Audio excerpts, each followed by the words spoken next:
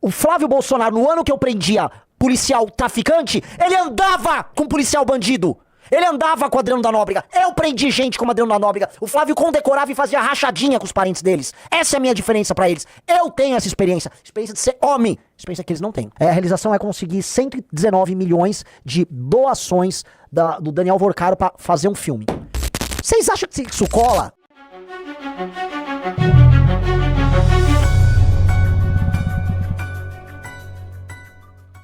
E eu acho muito complicado eles irem pra uma muleta me chamando de burro. Tem o quadro comparativo de qual é o quadro acadêmico de cada um. Tem uma página que é uma página bolsonarista. Não, isso aí é o quadro comparativo de escândalo. Ah, tá. De escândalos de corrupção. Não é esse? Eu confundi, desculpa. Não é. Aqui. Então vamos lá. Vamos pegar a formação de cada um. O Lula, curso técnico torneiro mecânico.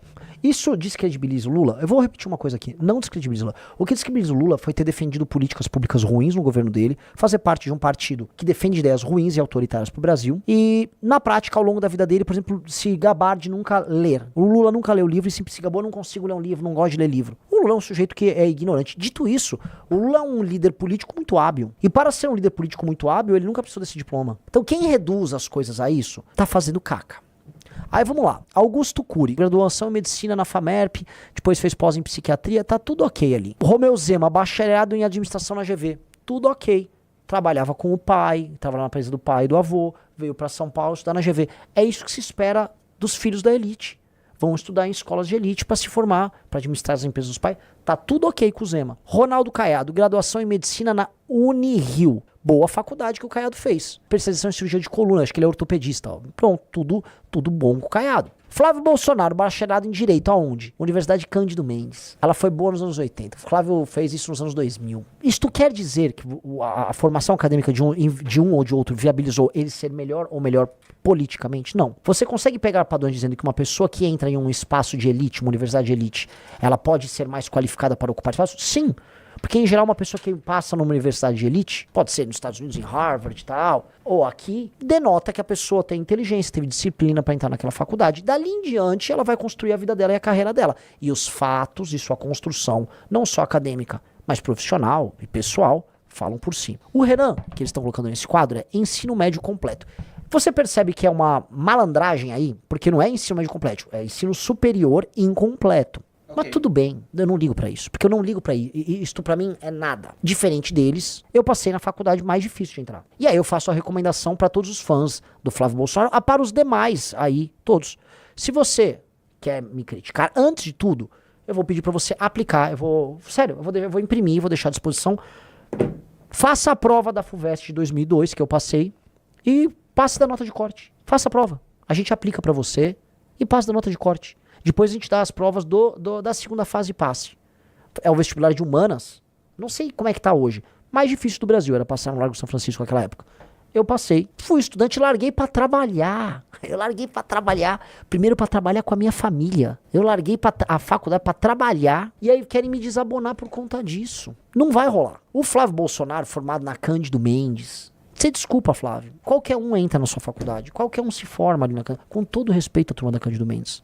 Cada um tem a sua história. O Flávio Bolsonaro é um pouco mais velho do que eu. O Flávio Bolsonaro entra na faculdade e logo em seguida ele entra na política, ele vira já deputado porque o pai elegeu ele lá. O Flávio Bolsonaro nunca trabalhou na iniciativa privada, ele não sabe o que é trabalhar na iniciativa privada. Agora ele começou a empreender, depois que virou senador, montando um escritório de advocacia que é ligado ao Willer Tomás, que ele próprio é uma pessoa, é o cara que roubou a casa do Richardson. O cara que tomou, né, roubou, entre aspas, tá? Foi no sentido figurado, que tomou a casa do Richardson para o Flávio. O Flávio tem até foto na casa que era do Richardson.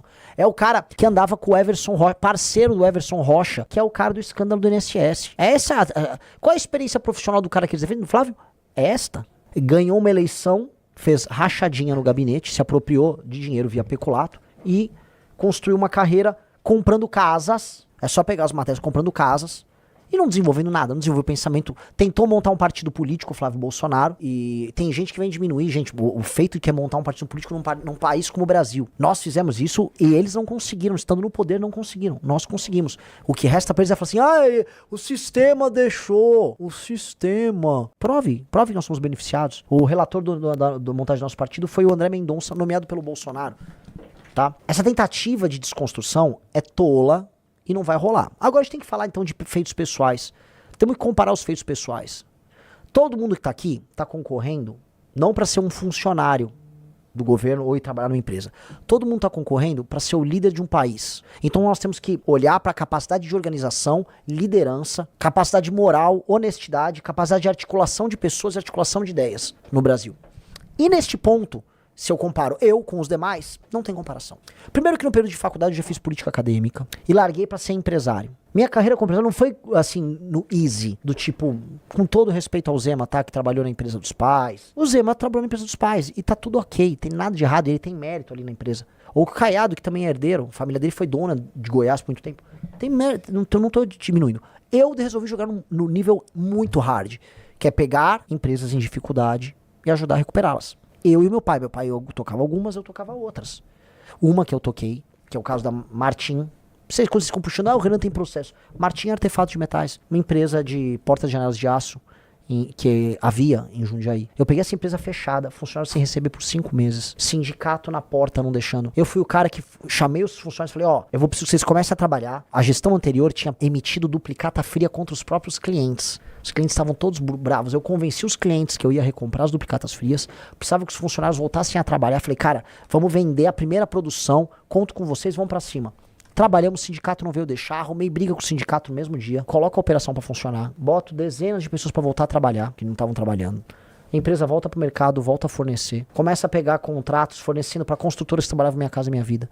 De 2009 a 2013 a empresa volta a operar. E aí na crise do governo Dilma, quando vem todos os calotes, vocês vão lembrar disso. Quem é do setor lembra. Construtora quebrando por causa de Minha Casa Minha Vida, obra atrasada. Começa a ter dificuldades porque começa a não receber dos clientes. A gente pega, eu como milhares de empresários no Brasil, passo pela crise gerada pela queda do modelo lulista, pela queda do modelo do PAC. Lembra que a Dilma era mãe do PAC? Então era muita obra, aí começou a faltar o dinheiro, começou a faltar repasse, obra atrasa, consultora atrasa o pagamento. Foi aquele momento que eu vivi. Construí um produto, trabalhei com vendas. Se você explica assim, Renan, desenvolva um produto, entra numa fábrica, monta um produto de cabo a rabo, eu monto. Como é que faz um faturamento? Renan, como emite uma nota fiscal? Pelo menos na época que era do papel, que emitia muita nota fiscal em papel ainda. Renan, como é que faz o último? Renan, como é que faz uma folha de pagamento? Como é que faz um fluxo de caixa? Essas pessoas, tirando o Zema, que foi empresário, não viveram isso. A vida real de empresários reais ao redor do Brasil. Também trabalhei com luminárias, ajudei a fazer alguns dos maiores hotéis que haviam na Bahia, que eu trabalhei um pouco na Bahia também. Trabalhei, criei produto. Você pediu pra eu projetar uma luminária aqui pra você montar o centro de cursos pra montagem de luminária, eu monto. Vivi um trabalho sério.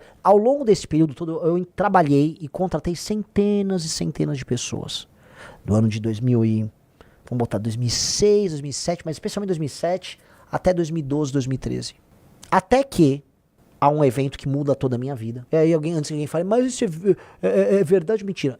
Meu pai foi numa empresa que ele estava administrando, que é uma empresa que estava em recuperação judicial, que tinha um administrador judicial, que tinha suas contas aprovadas pela administração judicial, que era a empresa que meu pai tocava. Eu fui lá, e aí nesse dia, policiais foram achacar o meu pai, colocaram droga na empresa do meu pai, e foram pedir 300 mil reais. Esses policiais, eu me neguei a aceitar aquilo, retirei meu pai da cadeia, tive que pagar 30 mil reais pros policiais que plantaram a droga lá. E aí depois eu fui na corregedoria lá de Campinas, com a corregedoria grampeou meu telefone, fizemos uma operação, prendi os policiais, prendi os traficantes, e ali pela primeira vez eu fui jurado de morte, porque eu prendi policial e membro do PCC. E ali, cara, eu falei, está completo esse ciclo na minha vida.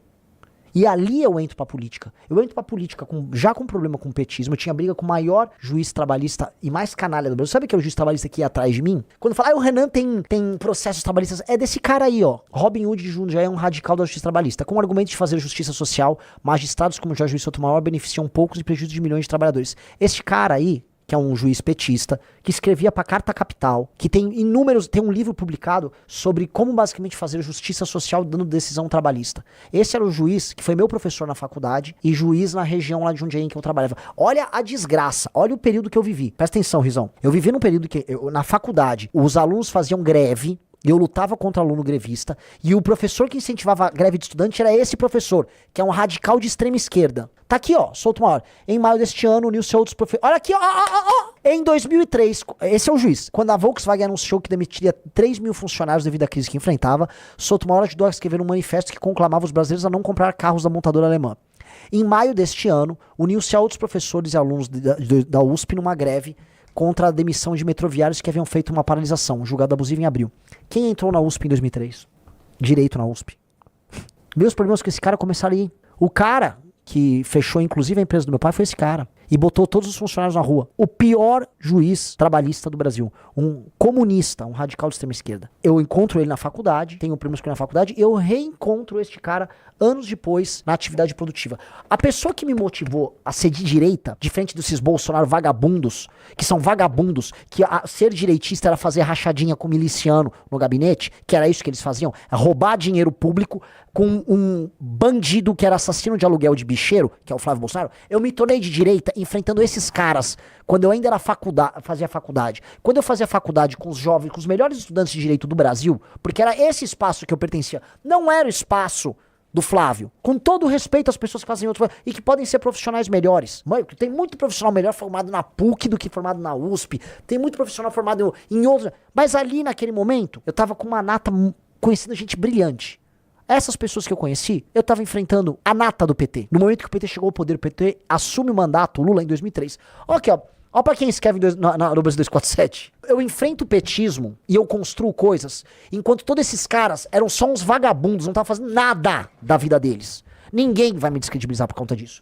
Ninguém desses pré-candidatos. Talvez o Zema, na empresa muito grande que ele tocou da família dele, e veja, pegou a empresa da família, modernizou, levou à frente, legal demais. Mas os demais não geraram mais empregos do que eu gerei. E eu não tô falando da minha atividade ainda aqui, depois das empresas. Então eu quero que fique bem na cara de todo mundo. Nenhum dos outros candidatos tem a experiência e as realizações que eu tive. Do ponto de vista político, acadêmico, ainda vou falar de livro amarelo, falar de livro publicado, artigos produzidos para os maiores jornais do Brasil, que eu já fiz tudo isso. Não vou, já que querem entrar nesse jogo, né? É história de ter, bagos. O ano era 2013. No ano em que Flávio Bolsonaro andava com um miliciano e que ele era base de governador corrupto lá no Rio de Janeiro, eu prendia policial corrupto ligado ao PCC e era ameaçado. Eu e minha mãe e meu pai de morte pelo PCC e pela polícia de Jundiaí. DENARC de Jundiaí. Para não ficar nada vago. DENARC, Departamento de Narcóticos de Jundiaí. Policial, Ricardo, nunca vou esquecer. Um dos maiores prazeres da minha vida. O cara parecia o Cariani, assim, todo bolado.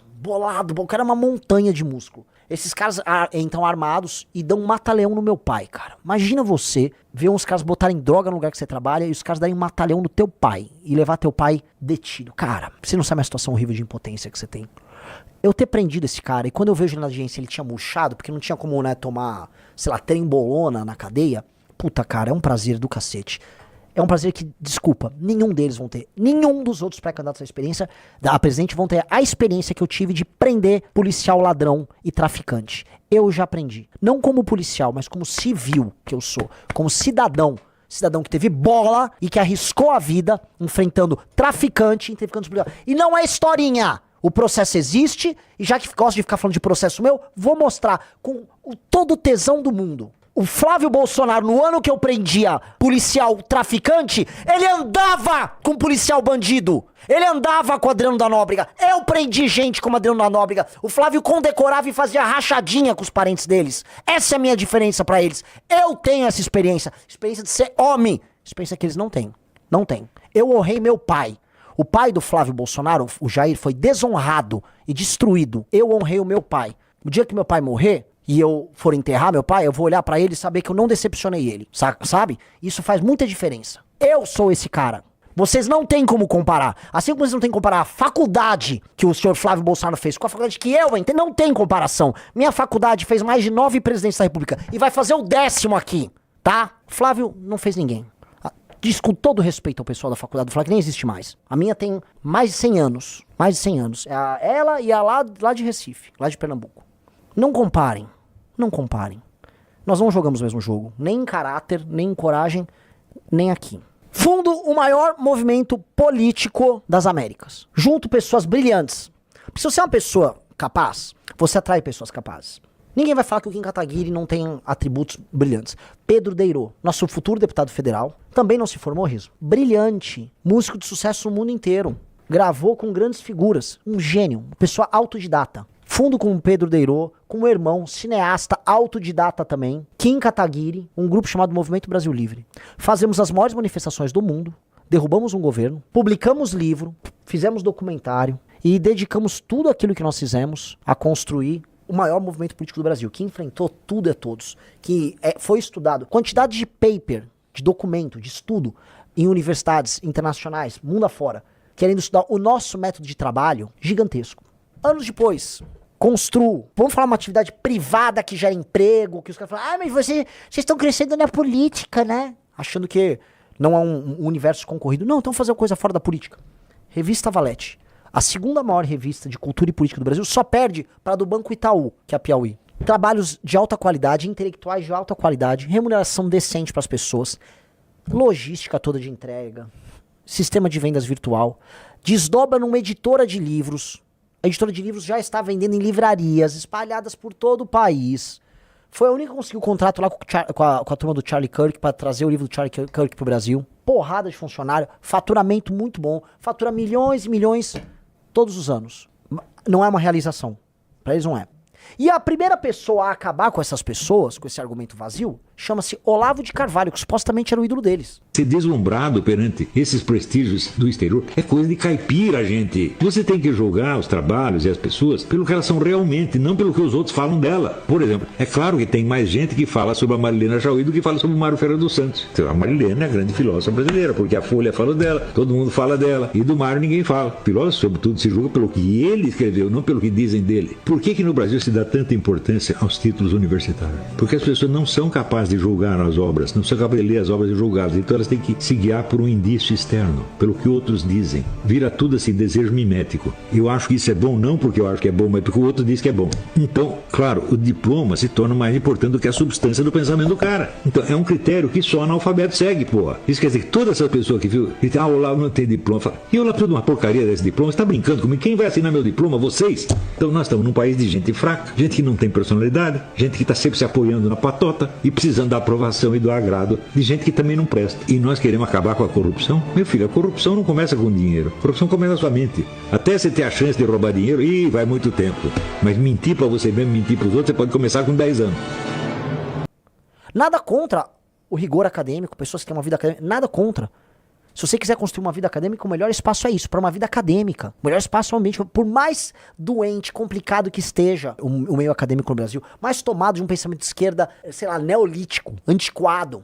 Agora, no setor privado, na construção de vida, você vai medir a pessoa pelas realizações dela, acadêmicas, inclusive, intelectuais, inclusive. E aí, você vai pegar inúmeros empresários brasileiros, não tô nem falando de gringo, que pegaram e falaram assim, o Renan se comparou ao Steve Jobs. Não, eu não me comparei ao Steve Jobs, idiota. Eu coloquei ele dentro de um exemplo pra mostrar que alguém que teve realizações maiores do que a minha, foi também uma pessoa que largou a faculdade. Ou seja, se uma pessoa que tem realizações muito maiores do que a minha pôde prescindir disso, quem dera eu, mero mortal, certo, Riso? Então, se o Mark Zuckerberg não precisou, ou se o Steve Jobs não precisou, quem dera eu. E muitos outros aqui no Brasil também fizeram isso, porque você vai realizar coisas mediante sua capacidade intelectual, capacidade de trabalho, capacidade de se organizar, são vários elementos que interferem. E esses elementos que interferem são elementos que acabam gerando os resultados. Eu tenho resultados, graças a Deus, que interferiram na história do meu país. E ainda é muito pouco. Você pegou aqui a lista, né? Eu tava printando a lista, por isso que travou. Olha que interessante. Aqui tem uma lista de algumas pessoas. Vamos falar só de empresários brasileiros? Aqui tem, Flávio Augusto do Wise Up, o Alexandre Costa da Cacau Show, Sebastião Camargo da Camargo Correia, Amadora Guerra do Bradesco, Samuel Klein da Casa Bahia, Silvio Santos SBT.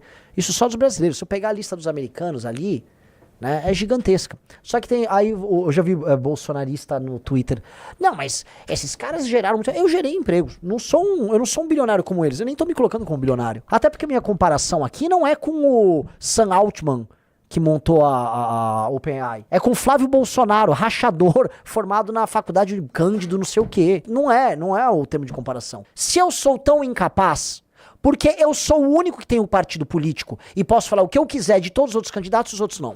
Por que o currículo ótimo dos demais não credenciou eles a, dado que querem ser um líder político, fazer aquilo que o líder político tem que fazer para ser livre, para não ter que puxar saco do Kassab, não ter que tomar bronca de candidatos do Partido Novo como o Zema, ou ter que ser um pelego do Valdemar da Costa Neto, que foi preso várias vezes, que é ter um partido político. Se eu sou um incapaz e eles não, provavelmente eles teriam conseguido montar um partido político e eu não. Entendi.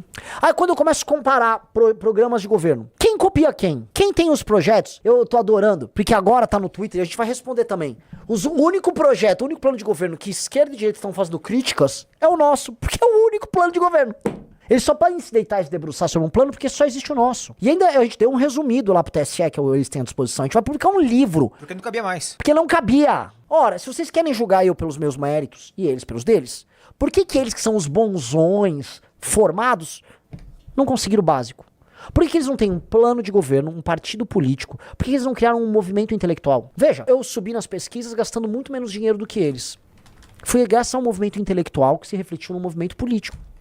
Ora, se nosso objetivo é mudar o Brasil e defender as nossas ideias, eu fui mais capaz do que eles. Ah, mas eu sou só um burro que passou na USP e foi trabalhar com os pais. E que criou sua própria empresa. E que administrou, e que depois criou um partido político, que depois criou a segunda maior revista de política e cultura do Brasil.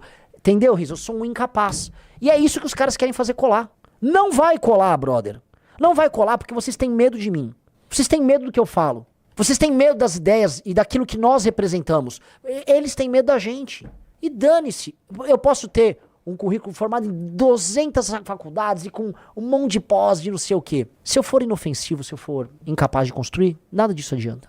Então eu adorei a crítica. Adorei. Porque eles vão levar para esse campo.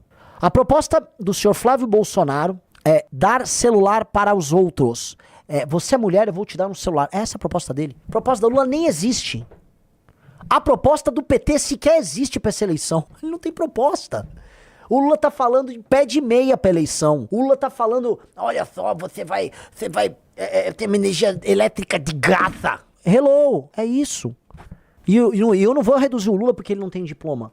Se o Lula, eu vou falar aqui, tá? Se o Lula com o carisma dele, em 2003, tivesse tido boas ideias, ouvido as boas ideias, feito reforma previdenciária e reforma trabalhista no ano de 2004, 2005, quando ele foi presidente, sem nenhum diploma, só com o carisma e a capacidade parca de articulação dele, o Lula teria sido, vou colocar aqui, talvez o maior presidente da história. Ele não fez isso porque ele defende ideias horrorosas, mas ele não precisava de diploma pra ter defendido boas ideias.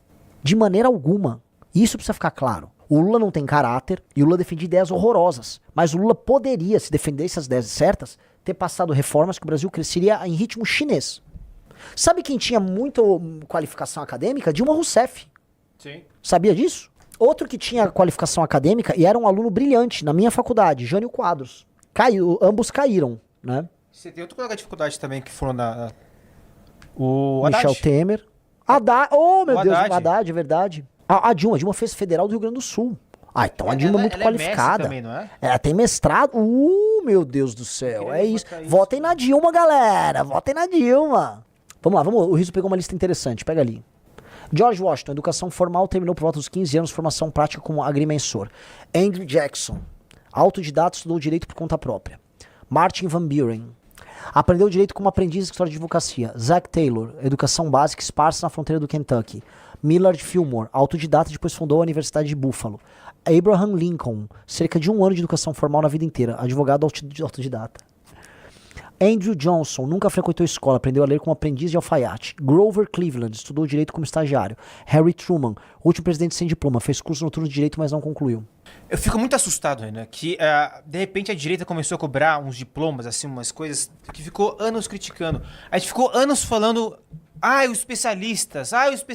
Um monte de gente diplomada, sociólogo, Sim. formado nisso, naquilo, dando um monte de opinião horrorosa. E a gente ficou criticando e batendo. Porque os especialistas da Globo News vão falar não sei o que e tal. E de repente, não, pera lá, gente. Precisamos de um cara diplomado para ser presidente do Brasil. Eu até fiz um tweet sobre isso. A gente conheceu pessoas nessas viagens todas, geniais. Sim. Agricultores que tocam fazenda sem nenhuma formação. Professores, economistas dos mais brilhantes do Brasil. Olha, um dos 5 homens na área econômica mais brilhantes do Brasil, que deve ter uma formação grotesca, é o Stuhlberger. Procura a formação do Stuhlberger, por favor. Engenheiro civil formado pela Poli. Sim. E gestor de fundos, bilionário, tá? Depois especializou-se na FGV. Este cara disse, olha, o Renan tá defendendo as coisas certas. Eu não vou falar que ele declarou voto, não vou ser leviano.